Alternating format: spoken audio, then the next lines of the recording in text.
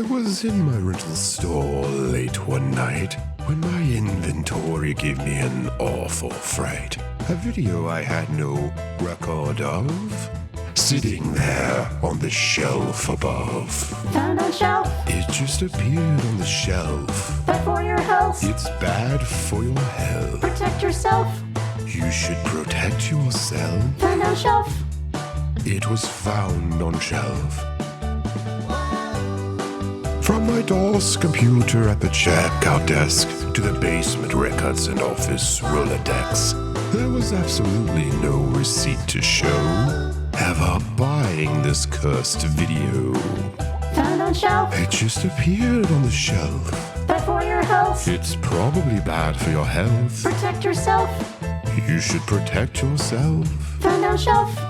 It was found on shelf. God, I miss bits. Don't you miss bits? Someday we'll get back to the bits. I drove out to northern Arkansas last week. Oh. And to get to southern Arkansas, I just cut through the corner in Texas. But to get to northern Arkansas, it's actually faster to go through Oklahoma.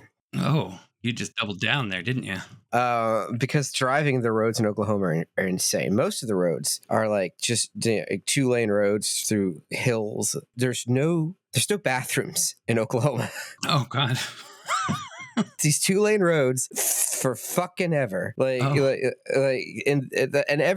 the hills, winding left and right. Every now and then, the speed limit will drop, and there'll be a town on the side of the what constitutes this interstate. But it's a dead town, and the fucking gas stations are boarded up, and the Dollar General doesn't look like it's open, and the only thing active in the whole damn town is going to be a church. And like after about 3 hours, I wanted to just drive up and just pound on the door for sanctuary. Like, I demand to use the Lord's toilet. Anyway, then you get into Arkansas, and suddenly infrastructure is around again. So.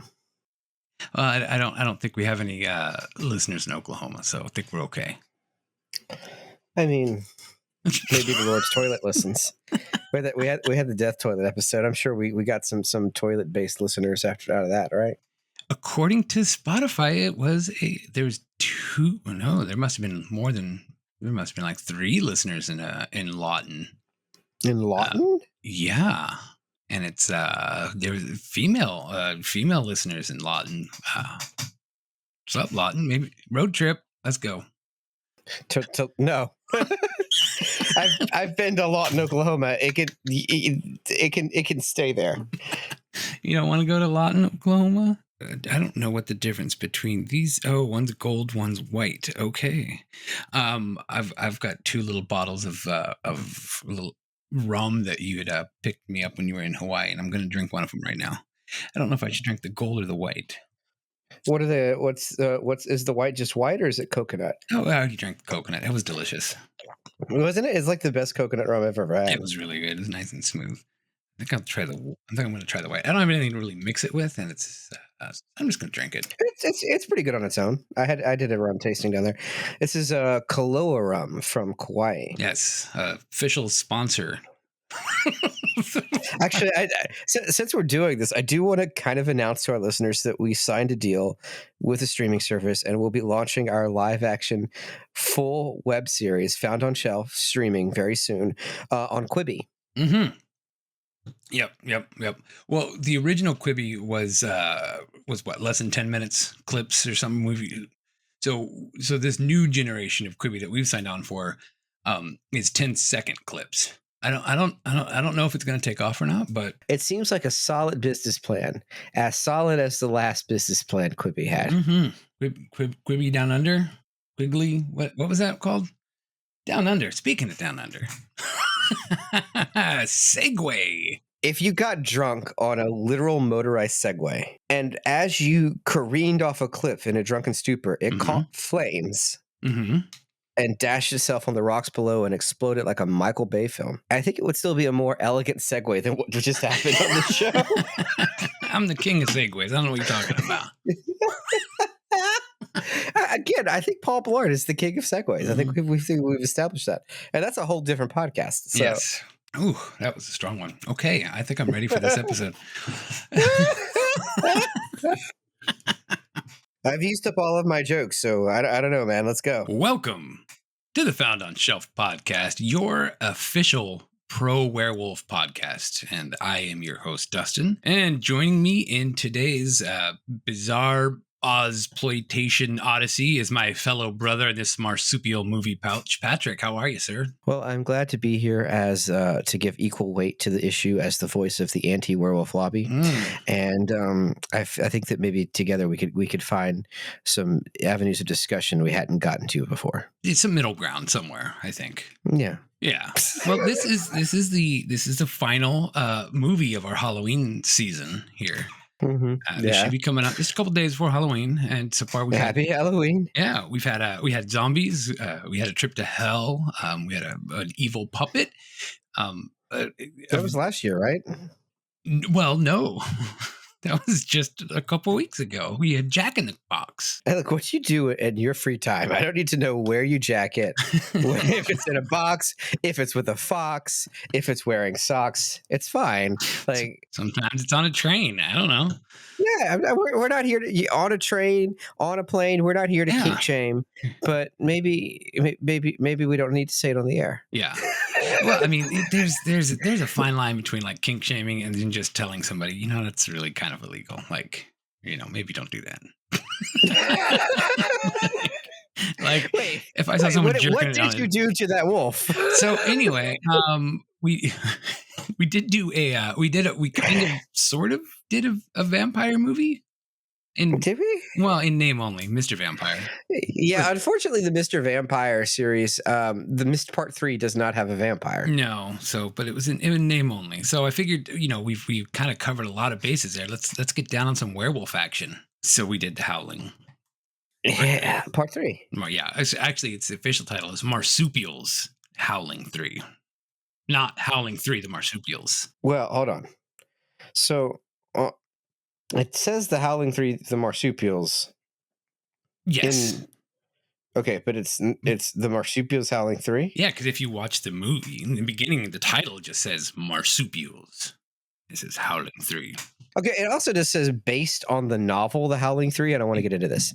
Okay. It doesn't say based on characters created by Gary Brand? Yeah. Gary Brand? Sure. Okay. It's I don't remember the name of the author. It doesn't say created based on those characters. It doesn't say based on the novel The Howling. It says based on the novel The Howling 3 because The Howling is a trilogy of novels. However, and this is something that I think you're going to get into very soon, The Howling 3 is not based on The Howling 3 in any way, shape, or form. Well, in a very, very, very minor shape and form. That wasn't much at all. Gary Brandner, that was the gentleman's name. Brandner. See, one of us did research, and everyone knows it's not fucking me. I have never seen a movie open with that title before, like based on the novel Part 3, and I was like, "Wow, I'm in for it." But I guess I'm getting ahead of myself. But yeah. So yeah, it says that it is based on Howling 3 Echoes. I'll say the Howling movies have much better titles than the Howling books because you got the Howling. Yes. Cool name. Yeah. You got Howling 3, the Marsupials. Okay. Yeah. However, the Howling 2. Yeah. Your sister is a werewolf. Mm-hmm. It'd be one of the greatest titles I have ever heard. It's a pretty good one. Yeah. Do you have a better one? That wasn't its original title. The original theatrical release of that one was Howling 2 Sturba Werewolf Bitch. Really? Yeah, because Sturba was the name of the main character in that. That was the original theatrical release. It was called Werewolf Bitch. Werewolf Bitch. Yeah. I do not foresee a way in which the MPAA allowed a movie to have a theatrical release under the name Bitch. There's no like dancing around that. You just know what it is. It tells you right there. Your sister's a werewolf. Well, it's like I was a teenage werewolf. It's that vibe, right? Yeah. Have you? I was a teenage Shuggoth. So before I get to having you pitch this, how familiar are you with the Howling? I vaguely know what the first one is about, and I have seen the end at the TV station in the first one. Okay. Okay, so I've seen that. I need to watch the whole movie though, because I never have, and after watching this, I think I should. Mhm. And then I have seen, I think, the most recent Howling, like the one that. Let's see, what's the most recent one's name? Do you have the franchise pulled up? There's been so many of these flipping movies. Is it like a Rebirth or something? Hold on, the Howling franchise. Yeah, they It was a did. direct-to-video release around 10-ish years ago, I think. So you had the Howling 2, Your Sister's a Werewolf, then the Marsupials, the Original Nightmare, the Rebirth, Yeah. the Freaks, New Moon Rising, and the latest one was the Howling Reborn, I think I saw Reborn. Let's see. When was that come out? 2011. Yep. Yeah, Yep. So I've seen. So the only Howling movie I'd actually sat through was Reborn. Oh wow. Okay. Like I said, I had seen the end of the first one, which I should go back and watch, and then I've seen this. Okay. So, do you want to try to pitch part 3 first, or would you like me to tell you a little bit about part 1 and 2 first? You know, you could how do you want to handle it, because they're not related to each other. Well, yeah, no, not really. Not canonically. Yeah. Well, parts 1 and 2 are. Yeah, but like the Howling 3, you could say it's in conversation with the other two movies because it's like a response to it. Yes, that is true. So, all right. So, Howling 1 was actually pretty good. It was there's a news anchor basically trying to find a serial killer, and she goes to meet him, gets attacked, and then she suffers amnesia. She's got to go off to some resort for treatment. It turns out everyone at the resort's a werewolf, and these werewolves can like transform at will, but they still get killed with silver bullets. And that's a Joe Dante movie, right? Correct. And then at the end of that movie, the news anchor from the beginning, as she's escaping, she gets bitten, and she goes to do a live broadcast talking about her experience and turns herself into a werewolf on live television, which is probably the ending that you saw. Hell Ratma. Yeah, which is it was a great ending. Honestly, it was really cool. Mm-hmm. Mm-hmm. So that was, I mean, there's a lot of other shit that happens, but we're not here to talk about part 1. We're just here to catch you up. Part 2, as we mentioned, is called Your Sister is a Werewolf, which was a new director, now Philippe Mora, who also directed part 3. Yeah, so sure, it gives me strong hope for that movie. Yeah. Christopher Lee's in part 2. And Christopher Lee is in part 2, yes. So, thank God. Interestingly enough, it picks up pretty much exactly where part 1 left off. And this is like at the funeral for Karen White. Karen White is the sister of the Your Sister is a Werewolf. So there's her brother and his girlfriend or something like that. This movie is just fucking batshit crazy. How would I have guessed, having just seen The Howling 3, if it was the same creative mind behind it? What would it ever have led me to believe that it might be batshit insane? Yeah, I wouldn't be able to conceive of a world in which a movie would be one of the most batshit insane things I have ever witnessed, and I have seen all 4 Mr. Vampire movies. Yeah, this one was out there. 4 of the 5. Yeah, so Howling 2, I mean, we could easily spend like an hour and a half just talking about Howling 2, so I won't do too much. Preview for Found on Shelf, season 4. Season 8, we're going to do that one. Wait, how many years have you bought the domain for? Really hoping that Quibi show works out, right? Yeah, someone's got to pay for this shit. Quibi. So yeah, there's it's definitely I would watch this. There's a werewolf threesome. There's an illegally filmed concert in communist Prague that was shut down by the military. Like in real life, it was shut down while filming. There's an orgy with people dressed in medieval bondage gear, and the ending of the movie is insane. It's like if somebody took you and were like, hey Patrick, I love these clip shows you do. Could you make one of the ending of this movie? But here's the thing. I want you to include a clip of the actress showing her bare breasts. It's like a little 3-second clip of her ripping her shirt off. And I want you to repeat that as many times as possible during the credits. Okay, so this is why the director wanted his name taken off, right? Yeah. All in all, it was 17 times that she had. They played that 3-second clip of her flashing her boobs. I've seen porn with less boobs than that. What are we doing here? The original cut, it was pretty much looped for the entire credit scenes. And they didn't tell the actress about this until she was watching it in the theater and saw this, and she expressed her displeasure. So they came to a compromise and they trimmed it down to just a mere 17 times. Like, okay, there's gratuitous, and then there's what did the ever living fuck? What? Well, the best part is it's done to the beat of a song. So like as the song's hitting a beat, she's like ripping her shirt to the beat.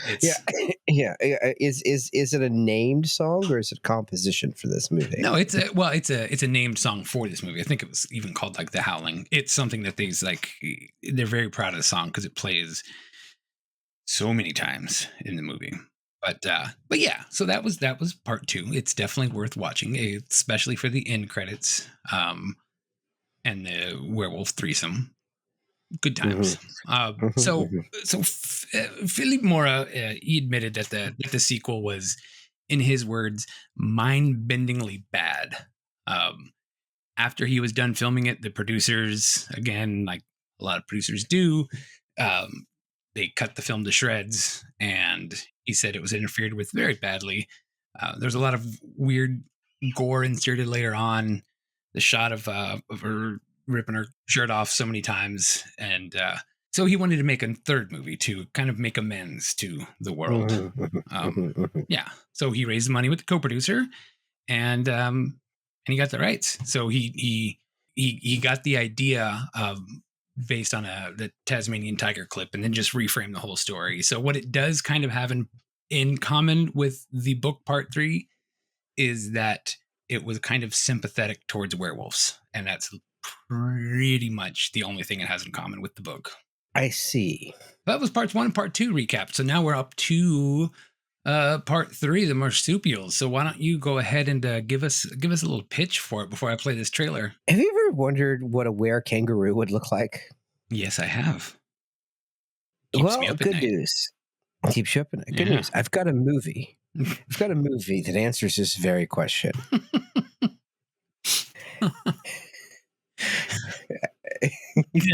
I feel like I've sold you already from your reaction. I mean, I think if you just sit there in like the corner of an elevator, like facing the corner, and just mention that, I think it'd be a good conversation starter. Yeah, you'd be like, "Hey, have you ever wondered if werewolves carry their young in a pouch?" Yeah. Well, see, this was a different branch of werewolves. There's many branches of werewolves.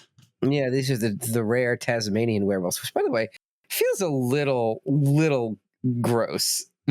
like we did fuck up that species pretty hard, and they're like, and we're like, let's look at this image of the last Tasmanian wolf in captivity, which is one of the saddest videos I have ever seen. Yeah, and they just throw it in the middle of this 2-bit horror movie, and I'm like, guys, that feels cheap. Well, the reason he did leave that in there was because that was his whole inspiration for this film, was that Tasmanian wolf tiger creature.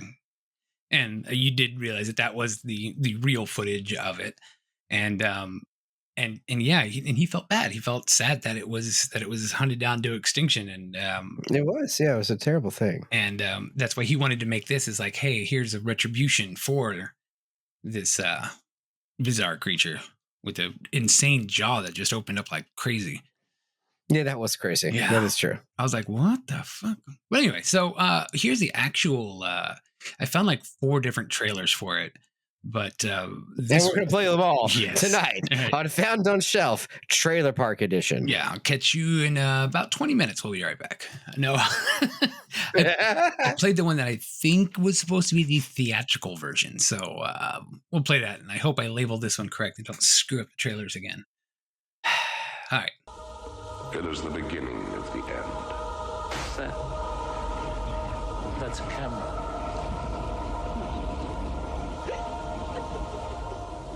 What's so funny, fellow? Werewolves solution is Soviet Union. Do we tell the powers that be? I'm not telling them.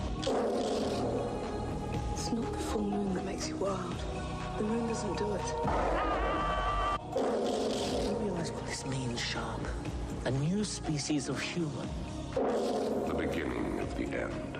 It's quite beautiful. Beautiful. Yes, Mr. President. Is it a goddamn Polaroid of Jesus Christ or what?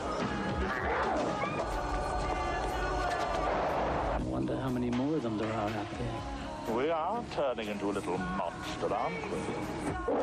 We understand the scientific significance of studying them. However, we are of the opinion they should be wiped out completely.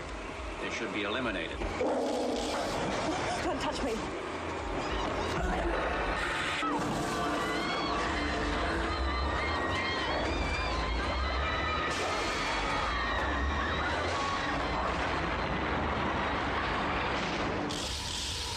Howling 3. The Marsupials. Dun dun. So there you go. Howling 3. The Marsupials. So we can talk a little bit about Jewish people. So Wait, no, wait. King of segues. Oh God, was that the issue he thought he was trying to like address with his werewolf metaphor? Well, so like, well, I mean, so I mean, let me. I'll bring it all together. It all makes sense. Hang on. So the original The Wolfman story, written in 1941, written by Kurt Siodmak or something like that. This is what the director Felipe Morris said about it. He said, so Kurt was a Jewish refugee, and he explicitly said that the werewolf was a symbol of the Jew being persecuted and turned into a monster for reasons unknown, and that the full moon represented the swastika. And in Philippe's words, so for all the above reasons, this idea of Howling 3 came to me in the form of a parody. Far be it from me to willfully like definitively say I think I know to like criticize the artist's intention without really knowing who they are as a person. Mm-hmm. But I do feel like Mr. Mora is not sticking the fucking landing. What are we doing here? Yeah, I'm kind of bummed because apparently he was in Portland last year doing some film festival thing, and I'm kind of bummed I didn't get to meet him because he seems like a fucking nut job. Yeah, he kind of does. Mr. Mora, what the fuck did you mean by parody? Holy God, dude. That's what you're getting into here. I like this movie less now. I like it more on the second watching for sure. Okay, so like once I've kind of watching this, because it's supposed to be funny. It's supposed to be a comedy. Yeah, but it's not. It's insane. Okay, so I watch a lot of movies, and I watch a lot of weird movies, and I purposefully seek out the weirdest movies. But this movie, this wasn't weird in like a good way, and it wasn't weird in like a bad way. It was weird in a weird way. Yeah. And that is a thing that I have not seen accomplished quite as effectively in any other movie. And the only way to get there is to, I don't even have the words to say this. Let's say it like this. You can't purposely make a movie this way. Oh, but he can. He's Well, he can purposely make a movie, but the intention of the film and the effect of the film have got to be divorced. There is no way he sought to create the vision that was on the screen before me. No human would. Yeah, you're probably right there. It would be like trying to purposely make The Room. Yeah, and we all know when they try to do those things, it just never works out. No, wait, no, I'm looking at his filmography. Oh, you shouldn't do that just yet, but we'll get there. We can jump the gun. All right. Yeah. No. Yeah, Well, now, there's a movie in 1973 that sticks out. Okay, you talk about the swastika movie. Yeah, the movie Swastika. What the fuck is this movie? So that was a movie that was going to be that's my punchline, Patrick. You're jumping the gun here. It was a Nazification of it was a film about the Nazification of Germany from 1933 to 1945, but it was told through a compilation of Nazi footage, newsreels, propaganda films, and even Eva Braun's home movies. And then he also directed Pterodactyl Woman from Beverly Hills.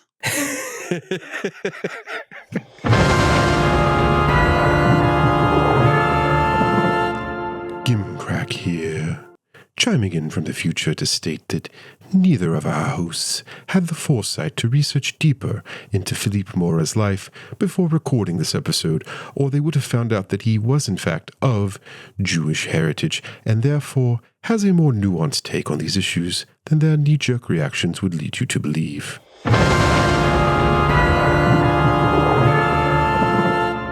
Oh, and he also directed Return of Captain Invincible. Let's get on with the Howling. Well, I already knew that movie was coming the fuck up because I knew who the president is. The minute he walked on screen, I'm like, okay, I got to get ready for a soundbite to play. I was like, hey, oh my God, there are so many people in this. It's so wonderful. So yeah, I guess, do you want to? Oh wait, he directed the Communion movie? Holy shit! Yeah. Where alien anal probes started. I read the book. He wasn't so sure about including that in the movie. He kind of didn't want to, apparently. But the guy was like, it's got to be in the goddamn movie. How did Christopher Walken feel about it? All right, so we're going to talk about this movie eventually, finally, I think. Yeah, go ahead. I won't derail us with any more. Go ahead. Oh, there'll be plenty more to derail. Don't worry.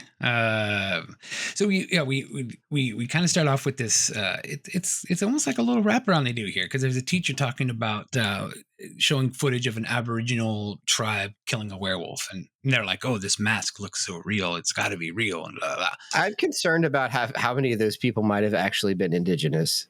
There's a few of them in this film, so I mean, that's fair. That's fair. Yeah, there was Burnham. Have you ever heard of like the Lost Generation? No. Oh Jesus, it's like okay. Listen, we really can't get into that much more genocide in this episode, as they basically stole children from their parents. Was it like the fucking residential schools in Canada?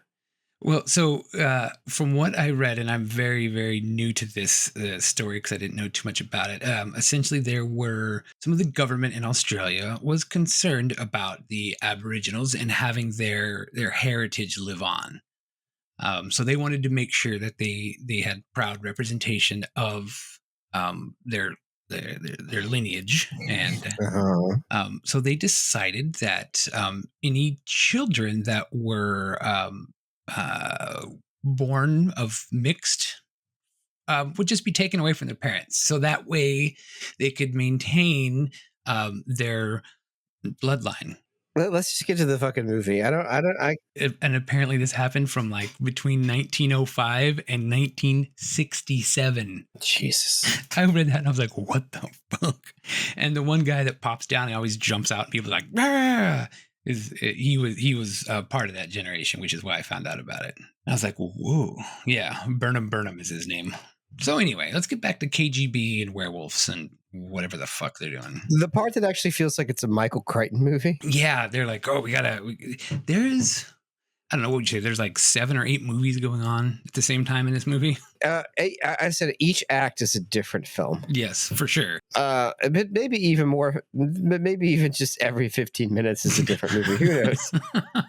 So, like, the film starts with, I think that this sequence would make this sequence would make sense if it were edited differently. So, hear me out. The way it plays, what we are told in the movie is that werewolves are real, or probably real. We have this video from the early 1900s in Australia that implies that there are werewolves in Australia, and there was a murder in the middle of Siberia somewhere. The Russians know about it, and our CIA knows about it because we overheard the Russians talking about the murder in Siberia.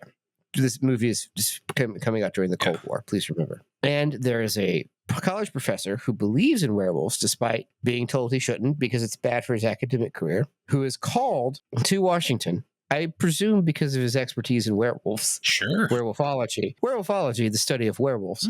And the president then's like, okay, go to the fuck to Australia. Is that not more or less what happens? that is, but it's like. But the way that it is presented in the film is you see the footage of the in Australia of the Aboriginal ceremony where they're killing a werewolf, and then it hard cuts to the actual murder in Siberia in present day. There's about 100 years between these two instances, and there's no time stamps, so you don't know what's going on. Right. Then it cuts from the murder in Russia to some facility somewhere which the CIA is listening in and finds out about this. Then it cuts to the professor. Then the professor's like, I gotta go the fuck to Washington. Yeah, that's then it hard cuts to what we later learn is the president's house. But I have doubts.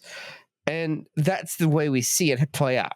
Yeah. But you're just lost in time and space, right? Right. And when he gets to the president's house, there's this weird thing where like they're acknowledging that the camera's on them and filming them. Yeah. And then it just goes away and it's never really mentioned or brought up again. Oh yeah, yeah. He has a camera filming them at all times, which I guess is a reference to the fucking White House tapes, the Nixon tapes and the 18 minutes and all that shit, right? Corruption aside, this is how you could play. You see the murder in Siberia and you cut to the CIA.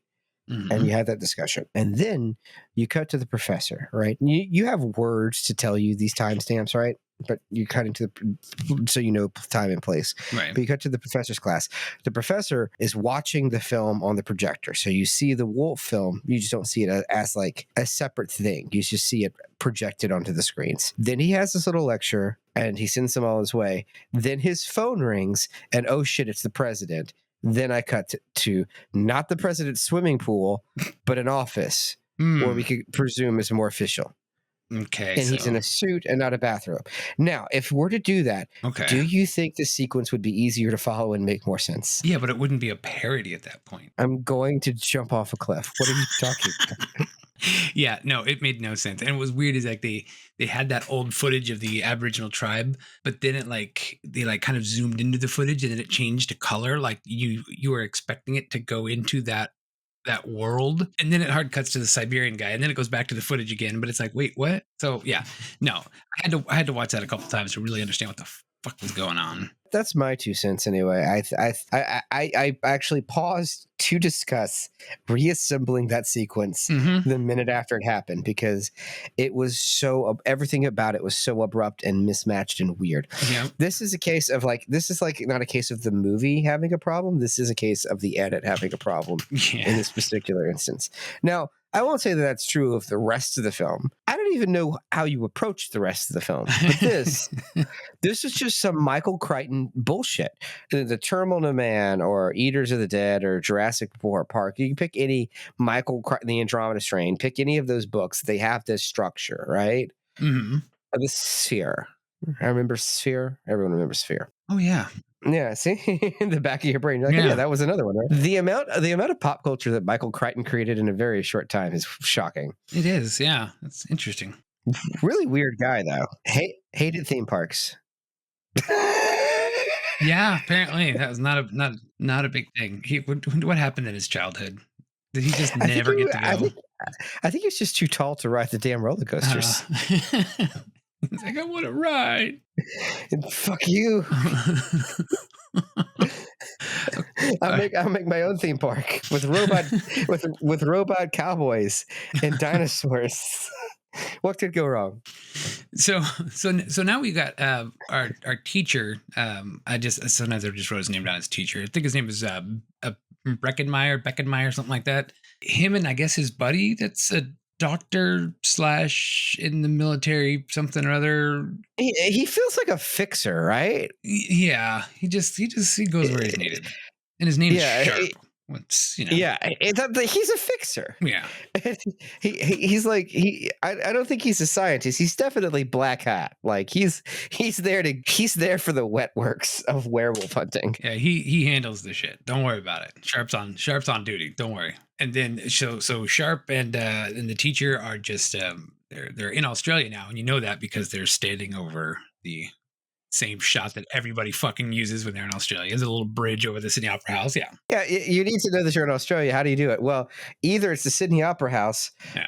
or you're in the outback, right? Yeah. And like Mel Gibson drives by in a leather jacket, being chased by sadomasochist freaks on motorcycles. Yeah, and we actually do a cut here to like some like people living in some compound in the back of the woods that look like extras from a Mad Max. It very much was like, what do I know about Australia? I don't know, Mad Max. Yeah, and the reason it was Philip Morris from France, right? Yeah, but he loved Australia. Did he? And the reason that a lot of the extras look like Mad Max is because they were actually from Mad Max. there's a lot of Mad Max extras in this, so it kind of worked out. That just it was weird. Yeah, he Wait. Was the main bad guy Master Blaster? No, but he was in two he was in both the first two Mad Max movies, and he's the only person besides Mel Gibson that was in the first two Mad Max movies. He was just like a random thing in the boat. Okay, gotcha. But no, he was born in France, but he actually moved to Australia when he was like 2, and pretty much lived there the rest of his till his adulthood. So he grew up in Australia. I reject my ignorant complaint. And then we have we meet our Jerboa, who was played by just some lady, Imogen Eastleigh, whatever. I think she did a pretty good job, but it's funny because that role was actually supposed to go to Nicole Kidman at first. You can kind of tell because it seems like they got someone who looked like Nicole Kidman. Yeah, but they didn't feel like she was animalistic enough, so they got this other lady. Wait. Are you telling me? You're not telling me that Nicole Kidman passed? Are you telling me they passed on Nicole Kidman? Yeah, I think this would have been her debut. No, was she in something before that? Oh yeah, the bicycle movie. Hold on, was she in Rad or BMX Bikers? Hold on. She's in one of the two. Give me 5 seconds. Yeah, because her first movie is this 80s BMX film, but there's like 2 80s BMX films. I don't think it's Rad. I think it's the other one. Okay, you're right. She was BMX Bandits. Yes. It was in 83. This was in 87, so that was 4 years before that. But I mean, yeah, she's in a couple movies. She's in a couple things before then. Okay, so it wouldn't have been her big break, but it would it would have been a break anyway because it wasn't for the person that got the role. It's actually probably better for her career that she didn't get this. But imagine passing on Nicole Kidman. Right. Just like insanity. Nah, she's not animalistic enough. Sorry. What's another crazy thing to say? What's your favorite Nicole Kidman performance? Because I'm gonna say honestly, she's so good in the fucking the Batman movie. Yeah, of course, the Batman movie. Eyes Wide Shut. Okay, I did like her in the Batman movie. The one where she fucks Val Kilmer. Yeah, you know what she was good in. She was one of the few good things in the Golden Compass movie. Was not a lot to go around, but yeah, she is good at that part. Her and Sam Neill were like the only good things in that movie. Everything else is just friggin' garbage. But no, I always liked it. I mean, I'm a redhead, so I've got sympathy enough. We're a kindred spirit. That's all. That's what I'm trying to say. So Jerboa runs off. And there's a couple. Apparently, Jerboa is a type of animal. Is it? Yeah, my wife pulled it up for me. It's like a little kangaroo rat. Oh, it is. He's cute. Holy shit, that little dude can get up to 15 miles an hour. More energy than I've got. Right? For 6 years, but hey. You get long life or you get a metabolism. Yeah, one or the other. So she's got a couple of really interesting lines here that I had to kind of clip out. One was she was on the bus and a priest is sitting next to her, and the priest is like, "How can I help you?" Because my stepfather tried to rape me and he's a werewolf. Because We're getting ahead of ourselves. No one listening has watched this movie. The other professor thing, we hard cut to this commune of werewolves living in the woods, and Jerboa is there dreaming of a better life, and her stepfather tried to rape her. So she ran away to Sydney, and we're watching her on the bus. And now, just play that line again. It's such a great line. Because my stepfather tried to rape me, and he's a werewolf. I think more people should really address priests in that manner. Yeah, and the priest did not give a shit. He just turned around and went, "Oh, okay." I think you should at least be upset about the rape. Another thing that's going to get cut. When is the last time you heard of a Catholic priest being concerned about rape? When they were charged with it. She gets off the bus and she's kind of sleeping on a bench somewhere in Sydney, and she gets harassed by some sleazy looking dude. And then who says he is going to exchange sex for a stereo system. And then she kind of turns into a wolf and then just says, "Compact disc." What the fuck? I didn't realize that's what she said. That's funny. Compact disc. They all, in all the Howling movies, they do this weird biting in the air thing. When they go, but instead of it's just a very weird. I guess it's like an aggressive dog thing. So I don't know. It's just maybe you know what's interesting. I think they think it looks scary, but when a horny ballerina is doing it, it just looks weird. Yes, this is true. This is true. Or when a nun on a bus does it to a kid, which is actually the scene right here. So there's nuns on a bus that are following her. Okay, so she's running away. Yeah. To Sydney, and I forgot about the sleazy movie guy. Yeah, go ahead. Okay, we're gonna get to that, but she's running away. She ran away to Sydney, and the people from the compound are following her, disguised as nuns. Mm-hmm. Where'd they get those costumes from? They all live like. Why am I asking? Who cares? I'm sure you don't have to go too far to find a Spirit Halloween in the Outback. When a person never even watched TV and they have a nun costumes just laying around. I don't have a good joke for that. No, I'm just gonna drink my other rum. But yeah. So when Jerboa is sleeping on the bench, she this dude pulls up in a convertible and sees her sleeping on a bench, and he does what I think any rational man would do in this situation. Parks his car in the middle of the street and runs after her. Yeah, he parks the car in the middle of the street. He yells, "Hey!" and then chases her down. Literally corners her into an alley and says that, "Hey, I want to offer you a job on a movie set." I need to really pause and let's talk about this. What we have seen of Jerboa, our main female character, is we saw her stepfather attempt to rape her. Mm-hmm. Then we saw two homeless people in a park attempt to rape her. Mm-hmm. And now we've seen this guy accost and harass and chase her down and pin her to a wall, offer her a job knowing that she has no place to go, and tries to sweeten the deal by saying, "We can get you some shoes." Now, clearly he knows he can exploit her. I need to point out that this all happens in less than 3 minutes of film. Well, yeah, I mean, there's perfectly good explanations for this. This guy just wanted to offer her a job. The guy on the bench was willing to offer her a stereo system. I mean, come on. Compact disc. Yeah, that's a bit much to do on. It's like those movies in the 80s when they had like some girl go to New York and just like everything bad happened to her like within like 2 minutes. It's insane. Wild film. So he takes her to the movie set, and there is a Alfred Hitchcock looking dude. I was going to say he's Alfred Hitchcock in a tracksuit, right? Yes, that's the exact look that they were going for, and he's like, "You'll be perfect for the role. No audition, no nothing. Just you'll be perfect for the role." But then sleazy guy Donnie, he's like, "Oh, you've never been to a movie? Well, let's go. Let me take you to a movie." So he goes and takes her to a lovely film. Do you remember the title of that film? I do. Do you want to do it or should I? It Came from Uranus. That's doctor-patient confidentiality. You can't just go around saying, "You are a doctor, right? You didn't lie to me." I mean, some people call me a doctor. I'm not a real doctor, but I am a real worm. I am an actual worm. Yeah, it's called It Came for Uranus, and it has a transformation scene. And I thought he was going to transform into like an alien or something at first because he's green and it's pulsating, and it's like it came from Uranus. But no, he turns into a werewolf, a weird looking werewolf. Jerboa is in the audience, like, that's not how it happens. And he says, well, how does it, just being coy, like, how does it happen? She's like, I'll show you later. Honestly, this movie's okay at this point. What the fuck? Yeah. Wild. Yeah.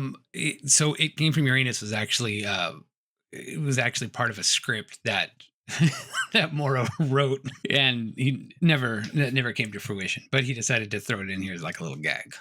Apparently, he won her over because they go back and have hot, sweaty sex like it's 1,000 degrees. I don't know why everybody's sweating in this movie so much, but not from their armpits, nowhere else, just on their head, just their face dripping. So it was a decision to make this movie PG-13? Mm-hmm. Or is it incidentally PG-13, and this line specifically is a reference to all of the shots of breasts in the previous film because they have had sex, and she has kept her top on, and he goes to take her top off, and she's like, "No, right, but make love to me again." So I feel like that's in direct conversation with his dissatisfaction with the previous film. Correct? I mean, it could have been, or it could have been because they wanted that PG-13 rating. Did they seek out that? In my mind, I'm thinking because I kind of knew what was coming. You know, I knew the marsupial angle later on. I was like, oh well, she wants to cover that up because she wants to hide it. That's why. But no, because it was just a bra, and and then later on it shows it like the very next scene, she's just sitting there in a bra, and like her pouch and furry belly are all just laid out. So I'm like, I don't really know why they did that. It doesn't make sense. It does look like at first just kind of like a C-section scar, but then he like fiddles with it, and it's like, oh, it's a pouch. Okay, the hand warmer, awesome. What do they call those muffs? Isn't that a muff? She's got a muff above her muff. So back to the professor guy, because of course, professor guy, he's sitting there watching a film with Sharp, that one, his buddy. They just find out randomly that a Russian ballerina has defected to Australia, and his buddy got an invite to the rehearsal. That was just like a little dropping a seed for later. Yeah, no, let's pause here just a little bit. I know it's an hour into the movie, into our entire podcast, and we haven't gotten more than 20 minutes into the movie. But I got 4 more pages left. It's all right. They say there's a Russian defector, and it's like, oh yeah, the British fixer guy is like, oh yeah, I've got an interview with her later today. Isn't that a weird coincidence? And they say that, and the fucking professor's like, well, I don't believe in coincidence. I'm like, yeah, I believe in bad writing. What are you talking about? I believe in fixers. That's what I believe in. This guy is in on some shit. Yeah, it's like you couldn't have just had him like, well, I'll set up the meeting. He's like, oh, I already have one. Yeah. Isn't that weird? Oh yeah, I got an invite, and not even an invite to the performance, but just to the rehearsal. Yeah, like what are we doing here? Anyway, yeah. I mean, the reason that they did the rehearsal and not an actual performance is because they couldn't afford to pay for like a whole audience there. So they're sure. They're like, we still want to be in the opera house, but they couldn't even afford to shoot the hospital massacre. No, but just the aftermath of it. Like, it's kind of artistic, but also it's very much like when you watch the Boondock Saints and they walk into like after the firefights happened, and they're like, oh, it's because you couldn't do the whole action sequence, but you could show parts of it being reconstructed. Right. It's like there was a firefight, right? Right. But I've seen fantastic role, by the way. When he's going over it and just dancing with the whole scene and everything, and like how they're shooting. I love that part. Willem Dafoe as the detective in the Boondock Saints is the best part of that movie. Oh, absolutely. And one of the best Willem Dafoe roles ever. That was great. In relation to this movie, but I've seen *Malignant*, so now anytime there's a giant massacre that you don't show, I'm like, yeah, but you could have. Yeah, you could have done if you really wanted to. I'm just kidding. No one will ever give anyone that much money again after James Wan pulled that shit. So all right, so they plant the seed for the Russian ballerina for later. And the movie within the movie, which was called Shapeshifters Part 8, is now having a rap party. Yep, and it turns out that being a werewolf is like being an epileptic. Strobe lights turn you wolfy. Yeah, so they don't. So she's like, I got to get out of here, and she runs down the street. And it's a costume party, so she runs down the street pursued by Dracula. Yeah, and she gets hit by a car and can take it to a hospital. Meanwhile, she also gets hit by the car off screen. And gets taken to a hospital. Meanwhile, the were-kangaroo nuns Yes. in full Tasmanian wolf transformation in their nun outfits Mm-hmm. have tracked Jerboa's smell to the party and then proceed to massacre people inside the party. Allegedly. We just see people running out of the party. They had to get one or two. Yeah, you would assume. But again, like you said, they can't show the massacres. PG-13. The director ran surprisingly fast. Mm-hmm. Right? He was a spry gentleman there. I didn't expect that. And then it cuts to the hospital where they have the unconscious Jerboa, and the doctors have locked the entire hospital down and called the fixer and the professor and like other members of like the dark academia, and they're like, dude, she's got a pouch, shit's fucked. And they're like, holy shit, she's got a pouch, shit's fucked. This is where the movie starts to divorce itself from reality, though. This is where? Stay with me here. The professor, who has spent his entire career trying to prove the werewolves are real, studying unexplained phenomenon, but right now, like, werewolves got to be real. And his fixer friend, who seems to be aligned in this goal, now have their holy grail somehow, because Pouch Lady equates with werewolf, even though she's done no transformation. Right. An entirely different anatomy and physiology. They know that. Yeah. Plus she's pregnant, and it's an accelerated magic pregnancy. Right. So Dracula dude, Donnie knocked her up, and so she has a baby on the way. What happens is Professor and Fixer exit the hospital and go back to the hotel lobby to drink and talk about how this is a really cool find. Whereas I feel like if you were an academic, and you spent this much time trying to prove a thing exists and you found that thing, you would still be there after more than 20 minutes, right? You would be researching and studying your case in the hospital. If you needed to drink, you would be drinking in the hospital. Like, right. This going to the hotel lobby to just bullshit about what you just saw and not do anything is an insane thing that no one would do. Yeah, I mean, even if I see like one of those like 3D pictures where you have to like cross your eyes and look at it, when I can actually like see what it is, I'm going to spend more time on that, staring at it, than they did staring at this thing that they've been searching for their entire life. It's wild. Yeah, but that it's is been all more done. than a Quibi looking at it. That's for sure. Yeah, it's been at least a Quibi. Yeah, and even 5 Quibis. Yeah, stack them together. What is the plural of Quibi? Is it Quibis, or is Quibi an actual plural like Jedi? Quibi is probably like goose. Yeah, like it is its own plural. Yeah, we have keys. What about Quibi? Quibi?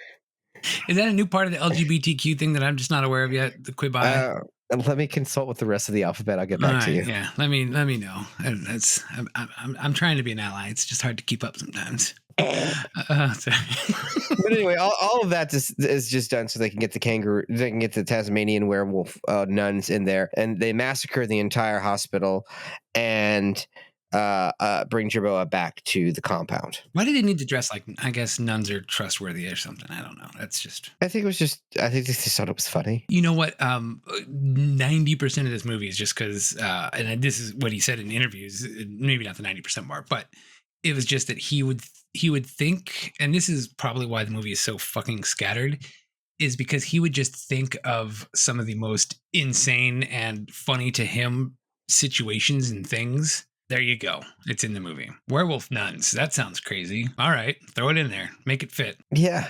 So the nuns take her back to their little Thunderdome camp. This is like if just Gary Busey is just freestyling, just talking, and someone put a tape recorder in front of Gary Busey just talking, and then made a movie out of it. This is what you'd get. Yeah. So they bring her back to the compound. The professor and the police find the massacre at the hospital, and then they decide to go to the ballet. Oh yeah, they interview the guy first. You're right. They interview Donnie. Yeah, and then they're like, oh yeah, by the way, you knocked her up. And then they go to the ballet. The ballet is a fantastic scene, let me tell you. So it turns out that the defecting Russian ballerina is in fact a werewolf, probably the one from Siberia. And she has a large bodyguard who is also a werewolf. And she has come to Australia because mysticism has ordained that she needs to fuck some Tasmanian werewolf dude in the compound. By the way, the compound is a little town. Oh, God. We didn't talk about Flo. How did we miss that? It's a little town called because it's not important yet, but it will be. It's all the werewolves in Australia live in a little town off the beaten path in the bush called Flow. So the town's called Flow. Remember that. Now, getting back to this, but she has a psychic vision, and she knows that she's supposed to come here and fuck this dude. Yeah. In order to mate and propagate new species or new tribe or something of werewolf. Yeah, just alter the bloodline and continue on, as one does. It's Jerboa's stepdad. She has a pin drawing of him, and she just gets so horny looking at this drawing. Do you have? Wouldn't you? Not really, no. No, I have a question. Yes. Out of all the clips, did you get any clip of the weird ass noises she's making? No, I didn't. It didn't really translate too well. Just audio. It's got to be a visual. I don't know that audio. She's like a weregrudge. She's like, yeah. She's like. Here's kind of a rather funny, interesting tidbit about her, is that she was partly hired because when she went to audition, she said, I can save you money on special effects because I can make these weird faces. And then she proceeded to make these faces, and they were like, all right, cool, you're hired. So they wouldn't have to actually. So most of those are her actual face doing weird shit. Well, yeah, I could tell it's her actual face doing weird shit. But the part that's driving me nuts is the fact that they saw that and was like, yeah, this is going to save us money on special effects. Not actually, this looks stupid as hell. She's like, yeah, you're right. Do you know what this is? This is Kristen Wiig doing a bit on SNL. yeah. This is a Kristen Wiig bit from bottom to top. Like, what are we doing here? Anyway, she turns into a wolf and freaks out and kills people on stage, and they bring her back to the hospital, and they've got her de-wolfified, and they're studying her, and they think everything's cool. And then her wolf bodyguard shows up and slaughters half the ER and throws one of the doctors or the cop off the building. And it's the slowest building fall from a skyscraper ever, because I think they just threw a blow up doll in a trench coat off the top of this tower. Pretty much, yeah. They threw some rocks in there too, just so it would actually fall faster, but not too fast. And it's just like slowly descending in a spiral. It's like if Alan Rickman falling off the Nakatomi Tower. Oh yeah. Okay, well, if you know what I'm saying, we'll leave the bit out, but yeah, it's nuts. And they show her like all strapped to the bed. The ballerina transformation scene is pretty insane, and that was another thing that he thought, it'd be funny if a ballerina turned into a werewolf. It's as they have her like strapped to the bed, and she starts to transform. Like, it shows she's got different anatomy than the marsupial werewolves, because she's got like 6 breasts. Did you catch that? I did. Yes, I caught the number of breasts. You don't really sound impressed by those breasts. You're gonna play the line. Pretty unexciting tits, I'll be honest. I have a question, and maybe you can't answer this, but it's one to think about. Yeah, okay. How do you think more readily available ADHD medication has affected Philippe Mora's filmmaking?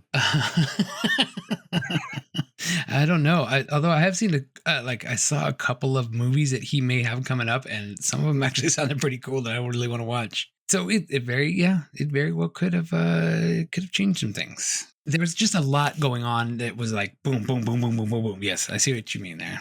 You basically said if he just thought about it, he'd film it. So yeah. Meanwhile, to all this, Jerboa is having the world's fastest pregnancy, and she gives birth to a baby marsupial. Which, by the way, we get awfully close to a full frontal nudity shot in this PG-13 movie. Yeah. So this is like, it's one of the most insane scenes. I mean, this movie is insane in general, but this scene was nuts because and she's way furrier than she was before. I don't know, maybe when werewolf marsupials are giving birth, they get furrier everywhere.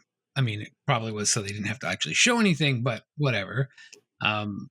She finds a nice little bale of hay to lie down, and a furry little creature comes climbing out of her furry little vagina and climbs into her furry little pouch, which she licks and lays this thing down. Do you want to guess on how that scene was filmed?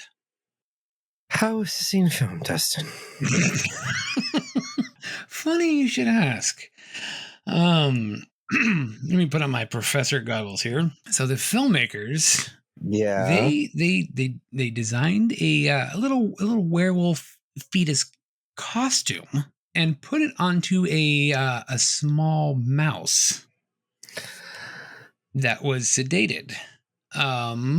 And they it was kind of sedated, so they put the mouse into the pouch and then filmed it backwards wearing the werewolf fetus costume as it escaped from the marsupial pouch down towards her legs. And they just reversed that film and boom, there you go. Werewolf fetus costume on a small mouse. But it looks so unbelievable. It would have been just as easy if they just used a puppet. You really should have just used a fucking puppet. I don't know why they went through all that work. Somebody made a little tiny costume. Just leave it at that. Just do the costume, wrap it around some like foam or a freaking apple or something, and just call it a day. Like, Jesus, get a sausage, get a hot dog, put it on there, call it a day. Because everyone watching is assuming that's what you've done. Yeah. Yeah. No one would think we let a mouse crawl all over this woman's most intimate areas is for a cheap I'd say 5 second effect. This scene goes on forever. It goes on for a little while. Yeah, she's doing weird things like licking things and just. Apparently, they studied like kangaroo births. Like they did research on this. They did research. Why, Patrick? Why? Who needs to do research for the Howling 3? Do you see? Do you see why I like this movie? It's kindred spirits. Yes. You know how much research I did on Christmas with fucking Cookie? You've done 3 podcasts about the fucking movie. I've gotten the movie into rental stores. But yeah, I don't know. It was one of those things that they just did it. And I guess they couldn't think of another way it could be done. I don't know.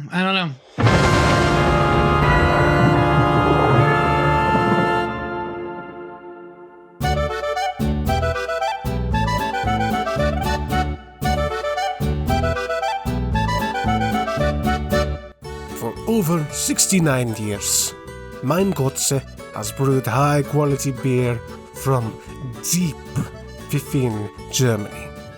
Continuing our commitment to innovation, we've stretched outside of our comfort zone to bring you a whole new flavor. This Oktoberfest, spice up your life with our new pumpkin spice lager. We've taken our traditional Oktoberfest brew and squeezed an entire pumpkin inside. We really crammed it in there. This brew is bursting with fist-pumping flavor.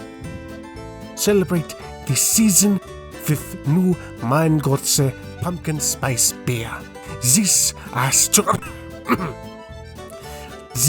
Oktoberfest. Scheiße, nein, Scheiße. Oh.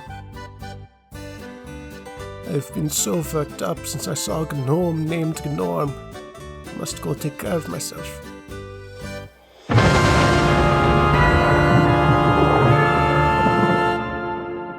So the Russian ballerina just walks into this camp at Flo. And in case you didn't notice that the sign Flo was wolf backwards. No, stop. Okay. You're doing it too soon. Okay. You gotta wait for the doctors to get there. They got there right before she had the baby. No. According to my notes, it did. But my notes but like the ballerina gets there before the doctors do. The ballerina gets there and like her and whatever Jabot's stepdad's name is, Philo. They have crazy wild werewolf sex that night. But I think, I think they showed up, but didn't show up at the compound. And yes, Jerboa finds Donnie, or Donnie finds Jerboa, and they get back together. But yeah, okay. Yeah. So the doctors, he's like, cool, you got a pouch. That's fine. Yeah, they drive up to Flo. They get out the car. They see in the rearview mirror that Flo is wolf spelled backwards. And I didn't have time to load my soundbar this week. Did you, by any chance, clip the most important clip you could have clipped for this particular scene? Compact disc. No, in Troll 2, Nilbog. It's goblin spelled backwards. Oh God, yes, you're right. Yes. Yeah, it was the same. To be fair, Troll 2 comes out like 6 years after this. So is Troll 2 ripping off of Howling 3? Almost certainly. Yeah, probably. But yeah, they really make a point to mention it's wolf. It's wolf. Flow is wolf backwards. Oh, like they have to mention it. They show it, then they show it in the mirror, and then he says the line like, "Okay, we got it, dude. You're fucking clever, really good." So yeah, then Donnie shows up. They got weird. She's like, oh, look at my little pouch baby. And he's just like, cool, whatever. You got a little hair and you got a pouch. That's fine. I'm good with it. Whatever. Then they leave again. And then as they leave, the camp gets raided by the military. By the military and the teacher and everybody else. And then they take the ballerina. They basically take everybody captive.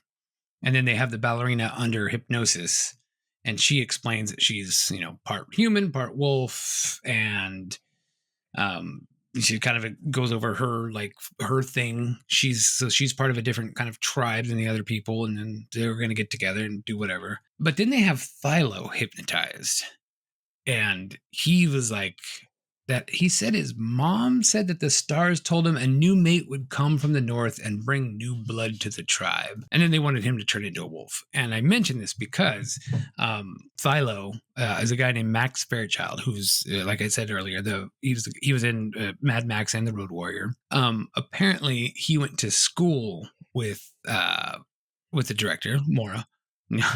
and he has been in a couple of his movies. He was a prefect at his school, which I'm like, what the fuck is a prefect in Australian schools? You have read all of the Harry Potter books. Yeah, I have, but I just, I skimmed past them. It's like this thing in boarding schools where they're like head boys or some shit, right? Yes, that's exactly what. Yeah, so it's the older student that's like kind of has an in charge role. So usually the asshole. Goody two shoes, suck up. Yeah. So he didn't like him. So he's in England. Ford released a car called a prefect, right? Yeah.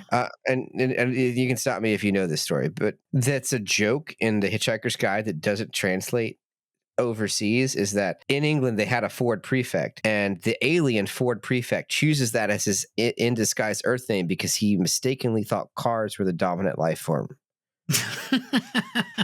I didn't know that.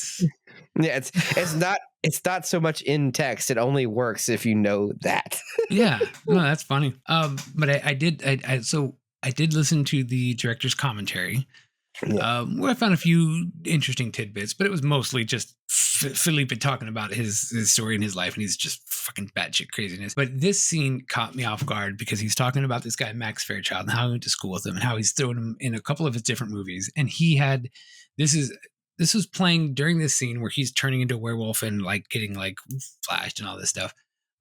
He had this to say. He was a good man. He was in Mad Dog as well. That's he got sodomized in Mad Dog. You're always looking out for him. I was looking out for his interest. He put him in this movie called Mad Dog Morgan and had him sodomized.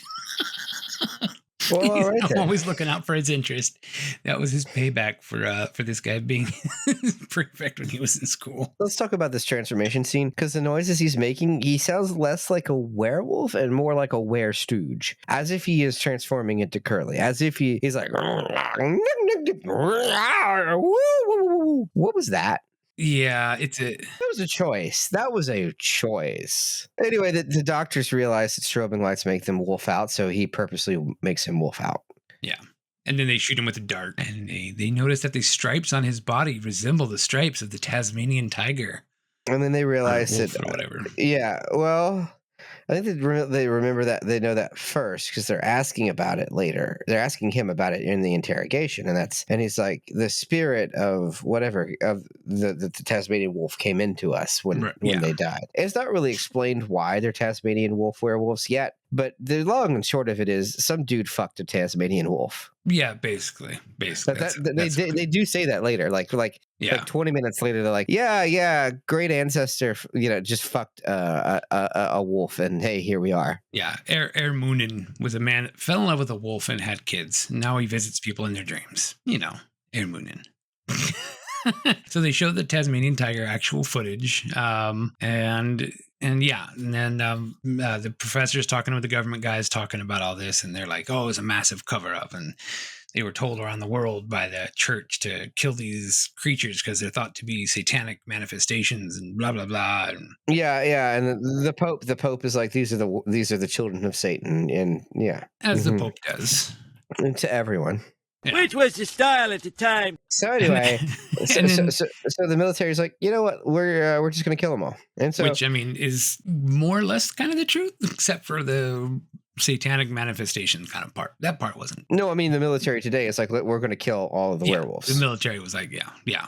So that was so the professor flips out and saves only 2 because of budget reasons. He saves Philo and the ballerina whose name I don't remember. I think it was Olga or something. It was Olga. Yeah. They go to hide out somewhere, like just to go live on their own. They go back to Flo. Yeah, back to Flo. It all goes back to Flo. And so they all get there, and they're going to try and make a break for it. And one of the people, there are 2 people living in Flo that are not wolves. One of them was a dude who was definitely fucking a wolf. The white dude with the rifle. Yeah. He's like, why are you here? I'm Philo's second cousin, twice removed by marriage, or something. Like, he's fucking a wolf. And he's got a furry fetish. It was after Disney invented furries with Robin Hood. Is that why I like that movie so much? God damn it! Mm-hmm. I gotta do some self-exploration. I got a meeting with my therapist tomorrow. We'll talk about that. Let me write that down real fast. Hang on. Here's Robin Hood. Crush on the sexy fox from Robin Hood. Yes. Female fox underlined 5 times. Okay, go ahead. Yeah. So yeah, the 5 underlines really helps sell it. Yeah, well, I'm serious. It was the female fox I was attracted to. That's all. So you actually have 2 Aborigine men in this movie. You have Kendi, who's the big kind of guy that lives in the bushes, and you have the guy who's the tracker, who is with the military guys to kind of show the people where they are. Who was the best character in the film? Yeah, and the guy that was showing. Oh yeah, he's like, you don't want to mess with Air Moon, and if he sticks a tooth in your mouth, it's coming out your asshole. When they think they're being pursued by Air Moon and the big giant werewolf, he's like, you know what? I'm out of here. And they're like, well, we'll pay you $20. He's like, what's good $20 if I'm dead? What about 50? He's like, nah, Air Moon's here. I'm gone. Yeah, he was actually in Priscilla, Queen of the Desert. He wasn't he? Because he was the guy that finds the 3 queens and brings them back to the jam. Because there's in that scene, there's a whole bunch of Aboriginal people in cars having like a party in the middle of the outback, and they're lost. And like he finds them and brings them over there so they can do their shtick. Yeah, in like this little jam band section. Yeah, good guy. Alan Dargan is his name. So yeah, this is when they talk about Air Moonin. So I know we're it's midnight, so I know we're trying to get on track. But what is happening is the professor has met up in Flo with Olga and Philo, and they've met Jerboa and Donnie and the baby, who's growing at a rapid rate, and they're all going to try to make a break for it. And the one dude with the rifle's going to stay back and shoot them. However, Kendi, he is going to perform a ceremony and turn into the werewolf Air Moonin, which he does, and then murders the people tracking everyone so that they have a chance to live. Right? Okay. Now, I had a feeling that I am not well versed in any type of Aboriginal culture. I don't want to make any claims. However, the Skinwalker's just like a Navajo thing. It's not even like all of Native Americans. It's specific to the Navajo people. Right. And definitely not associated with any Aboriginal customs. I don't know any werewolf mythology associated with Australia. No, yeah, I don't either. And technically, the skinwalker's not really a werewolf. It is a type of magic practitioner, right? Who can transform into a wolf, which is what happens here. But boy, what a swing for the fences with that, right? Yeah, it is essentially like a skinwalker like thing. Anyway, he does take them out, but he is fatally wounded. They perform a funeral pyre ceremony for him, and then Philo wanders out into the wilderness while everyone else tries to make a break for it in the opposite direction of the bush. So more people find Candy's skeleton and amazing scene. Yeah, it is great because lo and behold, he's got a wolf looking skeleton, and it comes back to life and just kills them. It's great. Yeah, werewolf skeleton attack is amazing. There needs to be more of that in movies. I like. It also sounds like the name of a Mountain Goat song. Werewolf skeleton attack. It does. That's going to be the episode name. John Darnielle's Werewolf Skeleton Attack. And then Philo is now like, he was almost like exiled out of it because they don't want him around anymore. So then he decides to, I guess he has a change of heart and wants to protect the people. So he decides to chant for Eärmunen himself. Mm-hmm. And Eärmunen probably hasn't done anything in years, and now he's getting summoned twice in a night. And he's just probably like, "Fucking hey, guys!" And he kills like the rest of the military guys, and then the fixer is like, "Hey, Mr. President, maybe we shouldn't kill them all." And he's like, maybe you're right. Yeah, but they do say. This was the line where I realized. Okay. Let's talk about this line. You go ahead. You tell me. This is the line where I realized, oh, this is a comedy. Okay, I got it, because he's like, he asks him, "Hey, what happened to Breckenmeyer? Do you know where he's at?" And he's like, "Well, we think he fell in love with the defector from Russia, who turns out that they were a werewolf." And he's like, "Oh, it was a female though, right?" And he's like, "Yeah." He's like, "Oh, thank God for that."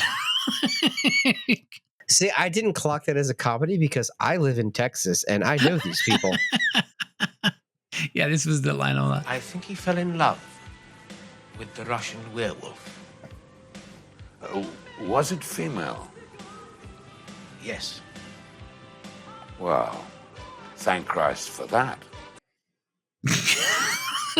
Yeah, I didn't clock that as a joke. Yeah, it's funny though. It was almost at this point where like it's like the movie should have fucking there was like 10 points where this movie just could have ended and it just kept going and kept going. Yeah. And it's like, yes. So let's talk about the last 30 minutes of this movie. Oh my God. This is what we've come to. We've been talking for an hour and a half and only talked about an hour of this movie. And we do kind of need to wrap it up. So let's talk about the last 30 minutes of this movie is montage. It is a montage. Jerboa and Donnie and raise their kid for a few years, and then Olga and Professor fall in love. Is it Richard? I think his name's Richard, actually. I don't know. Beckenmeyer is all I call him. Beckenmeyer.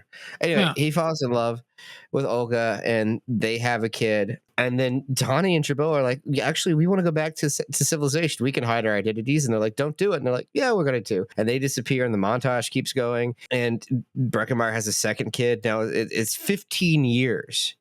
Yeah. 15 years of montage, and his kids are like teenagers now. And then the fixer shows up, and he's like, my God, I thought I'd never find you.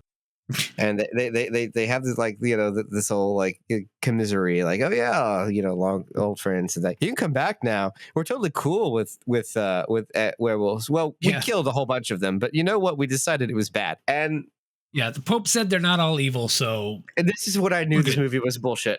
Yeah. I'm sorry. The Pope said that werewolves aren't evil. The Pope just called trans people evil 3 months ago. This movie was wishful thinking. Now, do you think that the church would first accept trans people or werewolves? Which one do you think the church would accept first? Honestly, werewolves. Oh, that's sad but true. Yeah, so they've all the werewolves have been forgiven, so they don't have to live in the outback anymore. And then you get this weird scene back in Hollywood of Jerboa and Donnie arguing about sex scenes in a movie, which again I think was probably in relation to part 2 with the sex scenes that were done without his approval. But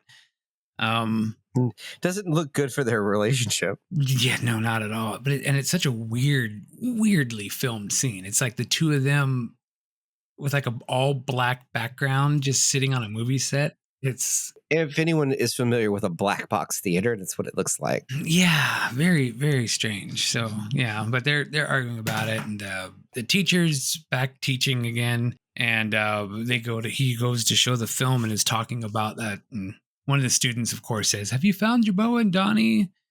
And then there's another student that's just kind of sitting back in the classroom, and you're like, "Oh, gee, I wonder who the fuck this one is." It was pretty obvious at that point that the kid walks up and he's the pouch baby kid. At this point, he has not been given a name. Yeah. He isn't given a name till the ending speech. In the entire movie, he literally doesn't say, "I'm Zach, such and such," because his name's Zach, the Jerboa and Donnie's kid. He's like, "I'm Jerboa and Donnie's kid," but he doesn't say what his name is. No. Yeah. I don't think they had written it at that point. Here's the thing. Jerboa and Donnie changed their identities and became two of the most powerful people in Hollywood. So in 15 years, we never found them, the most influential people in Hollywood, who look exactly like them. With sunglasses on. With sunglasses on. Yeah. And then one guy's name is like Spielberg. Yeah, it is that. Anyway, they reconnect and they're having a great old time, and Jerboa wins an award and she goes up to accept it, and the flashing lights from everyone taking pictures of her turns her into a werewolf live on camera, and everyone's laughing, and the professor's horrified, and the werewolves back home are laughing, and the fixer is laughing, and the movie and Jerboa is distraught, and the movie ends. Now, I have a question. It ends with them yelling, "Cut!" Yeah, actually, yeah. The fixer's laughing, and then it just shows the director from the first part of the movie going, "Cut," and then it cuts to blackness. No, but you forgot to mention Dame Edna. Dame Edna was hosting the awards show. Yeah, I forgot about that. Yeah. Do you? I don't think you mentioned Dame Edna to me before. I mean, I know Dame Edna from everything. Who was played by Barry Humphries, who died, and he passed away in April 23, at the ripe old age of 89. He was the voice of Bruce the Shark in Finding Nemo, and he was in a lot of films playing Les Patterson in a bunch of movies. And most importantly to this podcast, I had no clue that Dame Edna was Bert Schnick from Shock Treatment. Oh, you're right. That is true. I did not know that. So, well, it would have given the game away. She showed up in a little black dress. Yes, freaking Bert. Put in a zip and split it up to the hip. Stop. It's not rocks giving yet. So yeah, and then that's how the movie ends. Just cut. And it's over. Now, in 15 years of Hollywood stardom, do you think that maybe she'd encountered paparazzi before?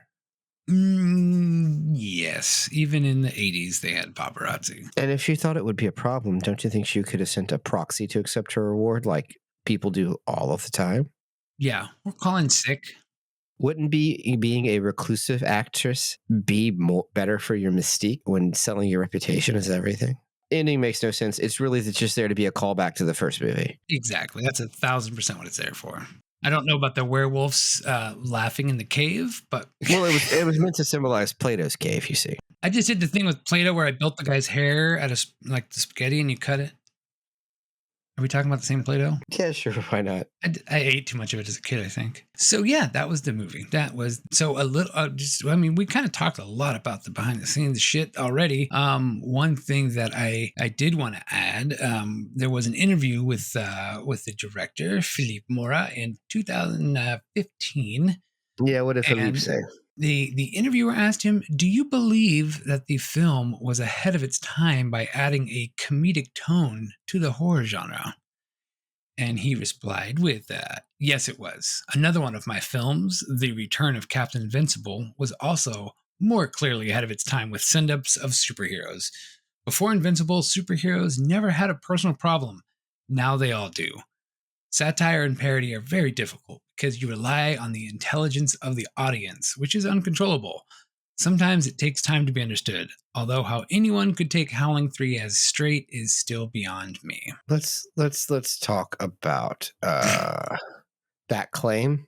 Mm-hmm. Okay, so firstly, the first movie is made by Joe Dante. There's no way it doesn't have a comedic tone, because that was kind of his thing, was comedy horror. And definitely he did not invent comedy horrors in 1987. What are we even doing here? the nerve of that. But let's talk about something. So before what movie? The Return of Captain Invincible. Yeah. Superheroes never had. He says personal problems. He didn't say comedies, right? So, so obviously there were superhero comedies, because what the fuck is Batman? Like Adam West's Batman, right? Is a comedic figure. Well, no, his whole thing was he was also comparing that. Yes, that before Captain Invincible, superheroes never had personal problems. Now they all do. And he is right that The Return of Captain Invincible comes out in 1983, before Watchmen, which revolutionizes how we talk about comic book characters, right? Mm-hmm. However, in 1977, the journalist Robert Mayer came out with a parody novel called Super Folks. Mm-hmm. And do you know about this book? No. It is influential on the creation of Watchmen. It is about it's about superheroes. The novel, the protagonist is like he's like Superman. He's like Captain Invincible, right? Mm-hmm. He's like a middle-aged guy hiding out in the suburbs, like having retired because superheroes went away. All right. And he's dealing with a midlife crisis. And he has to go be captain. He has to go be whatever the fuck his name is again. I've got it on my bookshelf. I haven't read it in forever. It's not great. It's gotten a lot of problematic shit in it, but also like Wonder Woman retires from being Wonder Woman and becomes like a feminist activist on talk show junkets and stuff like that. Like this book comes out in 1977, and parts of it are basically cribbed for both Watchmen and Invincibles. Like it's not like ripping it off, but it is like going, well, this did it, let's do it this way, right? So if you want to talk about an inception point for the idea of giving the superhero a personal problem, it's Super Folks, a novel published a full 6 years before The Return of Captain Invincible. Yeah. Well, but I mean, there's even a lot of mainstream ones, like Moon Knight came out in the early 80s, and the guy had like 3 different personalities. He had a lot of personal issues and problems that he was dealing with. Like Batman had the death of his parents. That was a very personal problem and a personal issue. Like, I don't see how he said that no superheroes had personal problems. That's what made them relatable. That's literally the only thing that made them relatable. When did Speedy have a heroin addiction? Because like that was fundamental in comic books, breaking free of like the little code approved stamps. Speedy heroin addiction comic. Snowbirds Don't Fly, 1971. Speedy was addicted to heroin a full 12 years before this. Yeah, so even if you're conceptualizing superheroes that are having problems, they're like mature, like serious problems that are isolated from their own mythology. Even if we talk about that, the 70s exist, and so does this comic, right? Like he was also talking about how much of a financial success part 2 was, and that's why they wanted him to do part 3. But then in other interviews, he's talking about how he wanted to do it to make amends, and I'm just like, this guy, he's just fucking out there. Like, he just says shit and like it's fact. Just does it. Like I don't know if I appreciate him more for that or what. I don't know. It's like he has a microphone in front of him and can say whatever he wants. Yes, that's yeah. Shit. So yeah, I guess we've pretty much reached the end of it here. Yeah, I so think we've wrung this one dry, but Jesus Christ, what a weird ass fucking movie, Dustin. And here's the problem. I suggested this one to you. Yeah, I'm glad it was a fun one. But you know what we got to do here. In a way, I brought you here to offer you a job. You think you can do it better, so here's your chance. So the voice of God wants to know 3 things. I don't even know how to approach that. Like this is not a movie. This is a collection of films. What could I possibly do?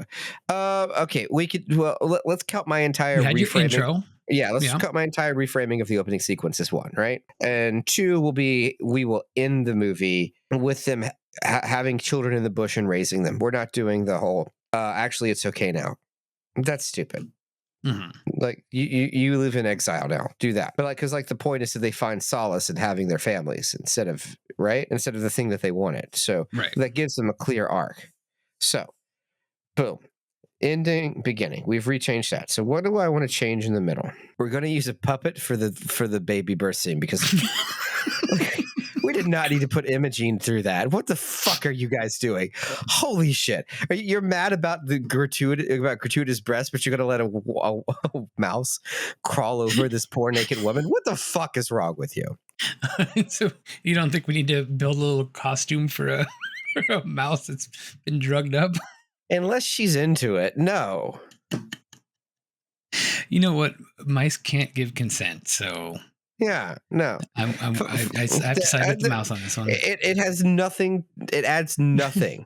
It actually makes it worse knowing it wasn't just a puppet because it looks like it's just a puppet. It should have just been a puppet. You should have just stuck with that. There, that's 3 things. Are we good? I think that's good on that. I do want to say there was an alternate title to this movie as well that I forgot to mention. Was it the Howling 3 raining balls of like insane shit? Holy God! Like what would you call this movie? Howling 3, a glimpse into the void. Howling 3, the roar of madness. Howling 3, what H.P. Lovecraft meant by beholding the universe in such a way as it would drive you insane. You're getting closer. It was going to be called Howling 3. Thank Christ for that. It was going to be called Howling 3, A Womb with a View. That is a goddamn joke in a Weird Al Yankovic song. When the fuck did I Think I'm a Clone Now came out? No, hold on. It had to be before 1987, right? You got to leave the mad typing sound effects in. Even Worse came out in 1988. All right, so Weird Al officially ripped off Philippe Mora. That's what you're saying? No, because it wasn't released under that title. I'm just saying that Philippe Mora did not rip off a Weird Al song intentionally. So okay, all right. So there's that. So we can at least end on a good note. Yeah. Sure, we'll call it that. Take us out.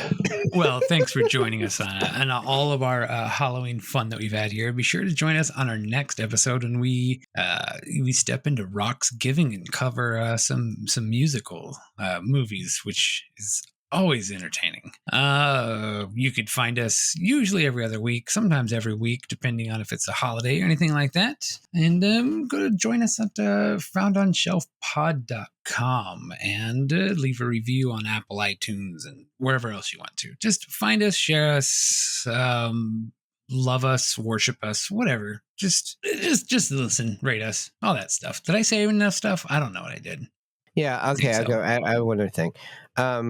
I'm not going to make this preachy, but this is coming out right before. This will be the last episode we have before November 2nd. So if you're listening in America, please go vote, and please don't vote for the crazy person. Please. Yeah, vote for some joy and some happiness. For the love of God, please vote for joy. Not too loud, you wake the kid up. Oh, that was the wrong. How do we keep doing the wrong outro? Which outro was that? Is this like a bit, or is this just a thing that keeps happening? No, we don't do bits anymore, Patrick. You know what, Dustin? I think as a present to ourselves, we should bring bits back. We might have to bring bits back. I don't know. Let's bring bits back. All right. November breaks are coming back. Happy Halloween. And I will push back any ocean. I will wipe the tears. Are we mad or are we brave? Run our hearts along the way. Are we mad or do we run across Australia? All across Australia. See, I name the files outro, and sometimes I accidentally put the wrong outro in, is what I think is happening. So in through the outro? Yes. Isn't that a Rush song? I don't even know anymore, Patrick. It's too late for me, and it's even later for you. It's going to be the new tagline for the show. It's too late for me, and it's even later for you.